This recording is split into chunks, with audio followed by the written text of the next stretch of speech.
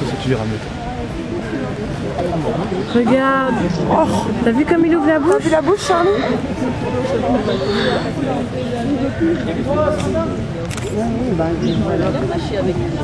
Ah, là. T'as vu, Charlie? C'est le papa.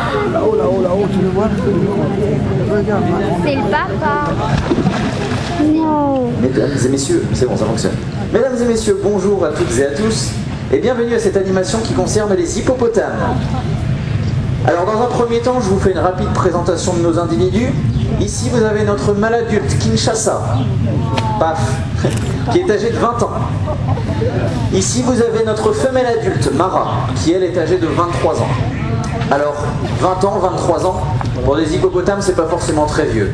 Parce que dans la nature, ils peuvent vivre jusqu'à 40 ans, et en captivité, ils peuvent vivre jusqu'à une cinquantaine d'années. Là-bas dans le fond, vous avez Kumba, l'un des deux jeunes de Mara et Kinshasa. Kumba est âgé d'un petit peu plus de 4 ans. Et le petit dernier qui vient de disparaître, c'est le petit Bouli, qui a un petit peu plus d'un an. Où tu te caches, petit Bouli? Il n'a pas l'air d'avoir très faim. Pour l'instant. Alors, il existe en tout et pour tout deux espèces d'hippopotames. Vous avez d'abord les hippopotames nains. Alors, l'hippopotame nain, il va mesurer 1 mètre au garrot. Alors, la taille au garrot, c'est la taille à hauteur de l'épaule. 1 mètre au garrot, 1 mètre 50 de long en moyenne, pour un poids entre 170 et 250 kg. La seconde espèce, c'est l'hippopotame amphibie. L'hippopotame amphibie, lui, bah décide, c'est pas cool toi. L'hippopotame amphibie, lui, il va mesurer 1 mètre 50 au garrot, 3 mètre 50 de long en moyenne, pour peser jusqu'à 3 tonnes. Alors à votre avis, quelle espèce d'hippopotame est-ce que l'on vous présente ici? Hippopotame amphibie. Amphibie, exactement. Notre gros mâle, il atteint les 3 tonnes. La femelle Mara, elle pèse environ 2 tonnes. En général, la femelle, elle va peser 1 tonne de moins. Kumba, là-bas dans le fond, il pèse entre 900 kg et 1 tonne. Et le petit Bouli n'est plus si petit que ça, puisqu'il pèse entre 500 et 600 kg. Sachant qu'à la naissance, il en faisait déjà entre 30 et 40. C'est un beau bébé. Hop. L'hippopotame amphibie, comme son nom l'indique, est amphibie, c'est-à-dire qu'il va passer la majeure partie de son temps dans l'eau. Et c'est essentiel pour les hippopotames, puisqu'ils ont une peau qui est très fine et très fragile. Et donc ils restent dans l'eau la majeure partie du temps afin d'éviter la déshydratation et la surchauffe, ce qui est quand même un comble pour un animal qui vit en Afrique. Cette vie aquatique, eh bien, ils s'y font dès le plus jeune âge, et même dès les premières secondes de la vie, puisque la femelle, eh bien, elle va mettre bas sous l'eau. Et à la suite de cela, eh bien, elle forcera son petit à venir la téter sous l'eau, afin de l'aider à développer ses capacités d'apnéiste. En effet, à l'âge adulte, l'hippopotame, il va pouvoir tenir entre 10 et 15 minutes en apnée. Vous voyez là-bas, Kumba, il est immergé en quasi-totalité. En règle générale, les hippopotames sont très souvent immergés en quasi-totalité. Ils gardent néanmoins leurs oreilles, leurs yeux et leurs narines à l'extérieur. Elles sont alignées sur un même plan horizontal, ce qui leur permet de les garder hors de l'eau et de pouvoir donc respirer, voir et entendre. Lorsqu'ils sont sous l'eau, par contre, complètement immergés, eh bien, ils ont une membrane qui recouvre leur œil. Et ainsi, ils peuvent voir sous l'eau. Alors, le bassin n'est pas forcément très propre, je vous l'accorde. Donc, ils ne verront pas grand-chose. Mais ce qu'ils vont voir, eh bien, au moins, ils le verront de façon nette. Et par contre, quand ils sont sous l'eau, leurs oreilles et leurs narines se bouchent afin que l'eau ne pénètre ni dans les oreilles, ni dans les poumons.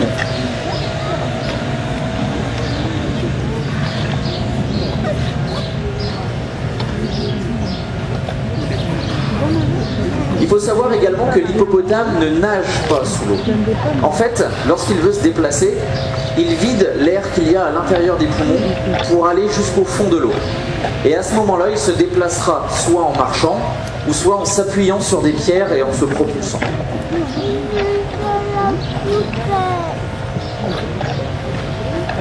Oula, je te permets pas, c'est mal poli. Les hippopotames produisent une substance sur leur peau, plus particulièrement au niveau des endroits où la peau est un petit peu plus rose. Cette substance, on l'appelle la sueur de sang. Alors, ce n'est ni de la sueur, ni du sang. C'est simplement une substance, en fait, qui va avoir deux rôles. Le premier, c'est un rôle d'écran total. Ça va les protéger contre les rayons ultraviolets du soleil.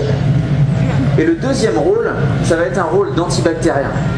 Les hippopotames vivant dans un milieu très sale, c'est nécessaire pour eux afin d'éviter tous les types d'infections possibles. Alors, ce bassin très sale justement, pourquoi l'est-il? Eh bien notre mâle, Kinshasa, afin de montrer sa dominance et de marquer son territoire, il fait quelque chose de très particulier. En effet, il fait ses excréments dans l'eau et il fait l'hélicoptère avec sa queue pour en éparpiller partout. Très particulier l'hippopotame. Hein, Kinshasa? Les hippopotames, ils vivent en harem, c'est-à-dire un mâle dominant avec ses femelles et leur progéniture. Hop, raté, ça arrive. Dans le milieu naturel, il arrive que donc deux mâles puissent se rencontrer, notamment pendant la saison des amours pour avoir accès au meilleur territoire de reproduction. Et à ce moment-là, ils vont se défier. Et qu'est-ce qu'ils font pour se défier, les mâles? Ils utilisent leurs canines. Pardon, leurs dents. Allez, montre quand même. Il y a du monde, arrête, ça craint. Allez, ouvre. Ah, voilà. Ici au zoo, c'est pour demander des pommes que l'hippopotame sort sa tête de l'eau et ouvre grand la bouche. Mais dans la nature, c'est un signe de défi. Lorsque deux mâles se défient, il va pouvoir se passer deux choses. Soit l'un des deux individus va se soumettre à l'autre. À ce moment-là, ils vont encore faire quelque chose d'assez étrange. L'individu dominé va se retourner et va éclabousser ses excréments au visage du dominant. Nous n'avons vraiment pas les mêmes mœurs que l'hippopotame, heureusement. Ou malheureusement, chacun est libre de faire ce qu'il veut chez soi. Si l'un des deux individus ne se soumet pas, il va y avoir un combat entre les deux. Et pour combattre, eh bien, ils vont s'aider de leurs grandes dents. Vous voyez la taille de leurs dents, elles sont assez grandes, et donc ces combats, eh bien, ils peuvent... Pardon, excusez-moi. Lors de ces combats, ils peuvent s'infliger de graves blessures pouvant mener le plus souvent à la mort de l'un des deux individus. Alors, ces grandes dents, est-ce qu'à votre avis, elles leur servent pour manger? Non. Non, exactement. Les hippopotames sont essentiellement végétariens. Ici, je leur donne pommes, j'ai un peu de carottes, de la salade. Sinon, ils se nourrissent de foin et de granulés pour herbivores, à raison de 40-45 kg chacun par jour.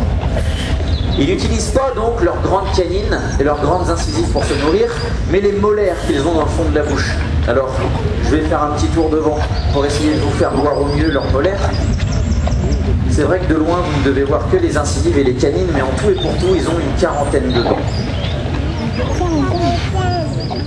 Hop, vous voyez, messieurs, dames, les molaires dans le fond?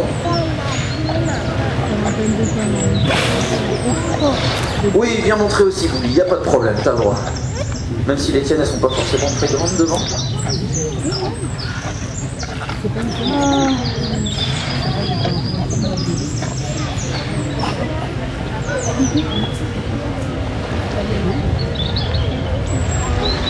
Hop, raté.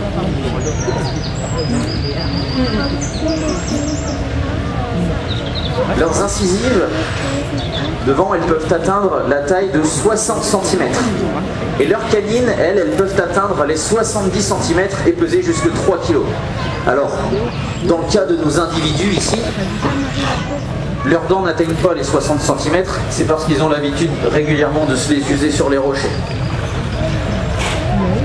Et d'ailleurs, à ce propos, Kinshasa, ici présent, eh bien, il a une de ses canines qui est un peu plus courte que les autres. En fait, il se l'est cassé il y a de ça 1 an. Mais les hippopotames, ils ont des dents à croissance continue, un peu comme les rongeurs. Et donc, en 1 an, eh bien, sa canine, elle a pu repousser d'une quinzaine de centimètres. Oui, Bouli.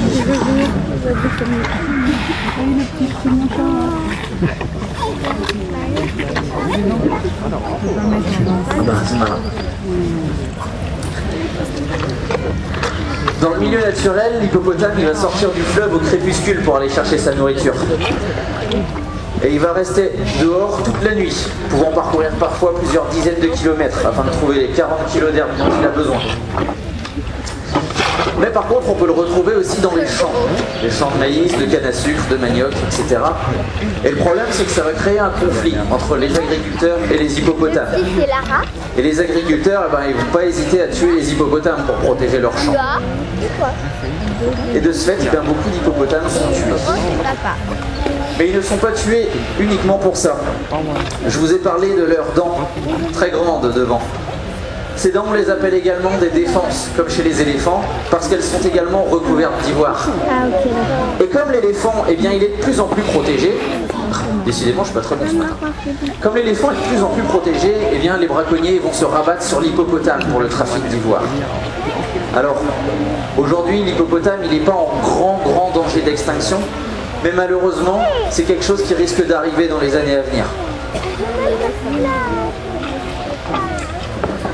Une dernière petite chose concernant les hippopotames.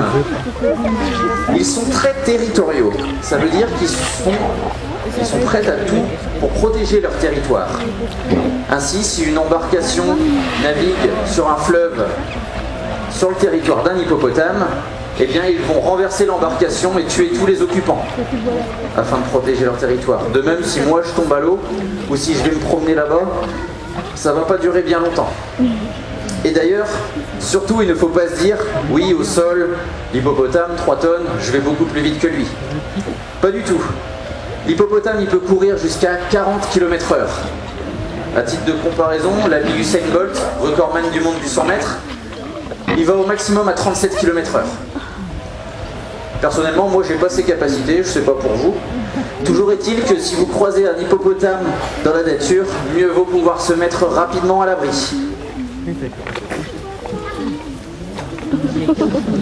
Voilà pour cette animation qui concernait les hippopotames. Si vous avez des questions, n'hésitez surtout pas à venir me les poser. Et sinon, eh bien, je vous souhaite une agréable visite au zoo d'Amnéville. Merci pour votre attention.